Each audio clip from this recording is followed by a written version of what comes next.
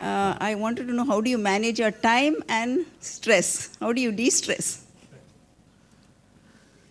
मेरा ऐसा मानना है कि जो आदमी बिजी होता है वो ही टाइम निकाल सकता है।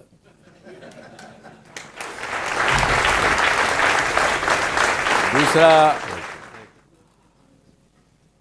यदि आप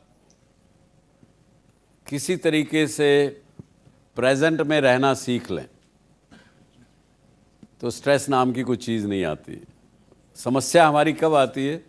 हम या तो पास्ट की सोचते हैं या फिर फ्यूचर की चिंता करते हैं, इसलिए स्ट्रेस में आ जाते हैं। पिछली पुरानी बात याद करोगे तो रिग्रेट होता है, कह रहे ये नहीं किया होता तो अच्छा होता, ऐसा करते तो आज ऐसी स्थिति देखने को नहीं मिलती। और जब दिमाग, क्योंकि बड़ा चंचल है, ये मन बहुत बदमाश है, इसको कुछ देर नहीं लगती, कहाँ के कहाँ पहुँच जाता है। तो और फ्यूचर की बात करता है, अच्छा अगर मैं ये MBA करूं, अगर मेरे मार्क्स अच्छे नहीं आए तो नौकरी नहीं मिलेगी, या क्या करूंगा, फिर क्या करूंगी। एंग्जाइटीज़ होती है फ्यूचर के बारे में, इसलिए स्ट्रेस आता है। अगर प्रेजेंट में रहें, जो कुछ कर रहे हैं, जो इस समय में जो हैं, उसको अगर ध्यान पे रखें और तो वो आपका एक्शन भी डायनामिक होगा, सक्सेसफुल होगा।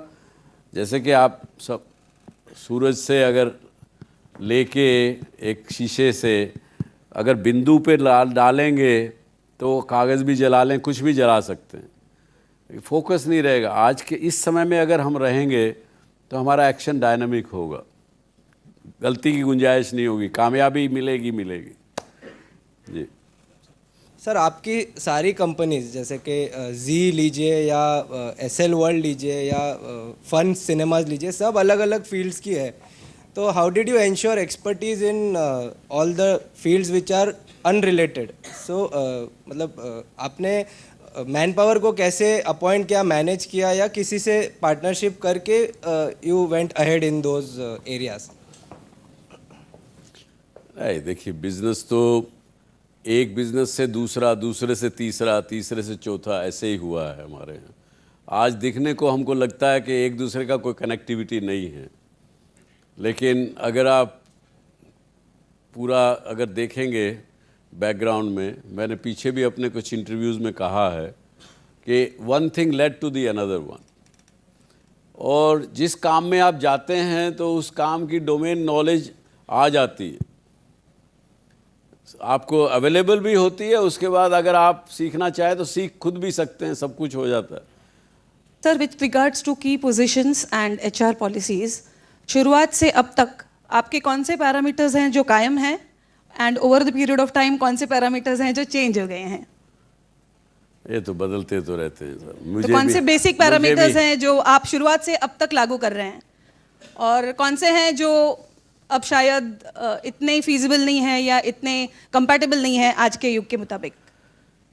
ऐसा है कि मेरे कुछ अलग अलग, क्योंकि डाइवर्सिफाइड बिजनेसेस हैं, बिजनेसेस को हर एक CEO चलाते हैं और लोग दूसरे देखते हैं।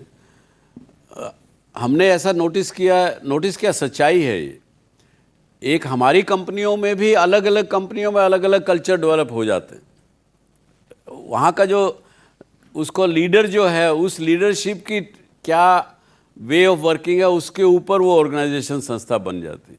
और सब एक तरह से नहीं चलता है। मैं जैसे कहता हूँ कि ब्रेक द रूल्स फर्स्ट, लेकिन लोग ब्रेक द रूल करने को तैयार नहीं करना चाहते, एक्सपेरिमेंट नहीं करना चाहते, क्योंकि हम अब जितने सीनियर लोग हैं, बल्कि वो ज़्यादा, जूनियर आदमी फिर भी एक्सपेरिमेंट कर लेगा, लेकिन जो 10, 20, 25 साल काम में लगा रहा है, उनकी जो धारणाएं बन चुकी है वो बिल्कुल बदलना नहीं चाहते।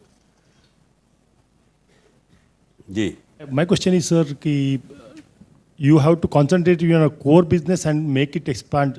Your Excel Pro Pack is #1 in the world, so you have to keep on expanding your business, or when you have to diversify, when you have to diversify? ये तो देखिए, जब बिजनेस कामयाब है और वो ऑटो पायलट पे है, कोई संभाल रहा है, उसको आगे ले जा रहा है, आपने छोड़ दिया उस बिज़नेस को, अपने आप चल रहा है, वो एक्सपैंड कर रहा है, आप उसको थोड़ी डायरेक्शन देते हैं मंथली क्वार्टरली, आपके पास टाइम है और बिजनेस करिए। ये तो मैंने हमेशा ज़िंदगी में जब नया बिजनेस किया जब मैं अनएम्प्लॉयड रहा, और अनएम्प्लॉयड तभी हो सकता है जैसे हम लोग अपने एम्प्लॉयज़ को भी हम बोलते हैं बार बार कि भैया मेक योर सेल्फ रिडंडेंट। इस कंपनी की पूरी कैपिटल वाइप आउट हो चुकी थी, क्योंकि जो कस्टमर ने जिसने पूरी कैपेसिटी शुरू में लेने का प्रॉमिस किया 81 में, उसने बिल्कुल एक भी ट्यूब नहीं ली, तो 4 साल में वाइप आउट हो गई कैपिटल। लेकिन हमने विश्वास नहीं छोड़ा, भरोसा नहीं छोड़ा, और जब वो टर्न हुई तो उसका कोई भागने का स्पीड का कमी नहीं थी।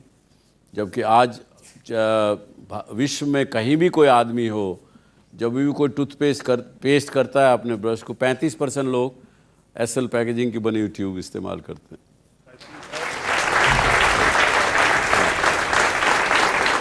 तो ऐसा है। इसके साथ ही I hope I have been able to give answer which were satisfactory and which were not politically correct. So thank you very much for giving me such a love and affection and attention to listen to. Thank you very much. You were a wonderful audience.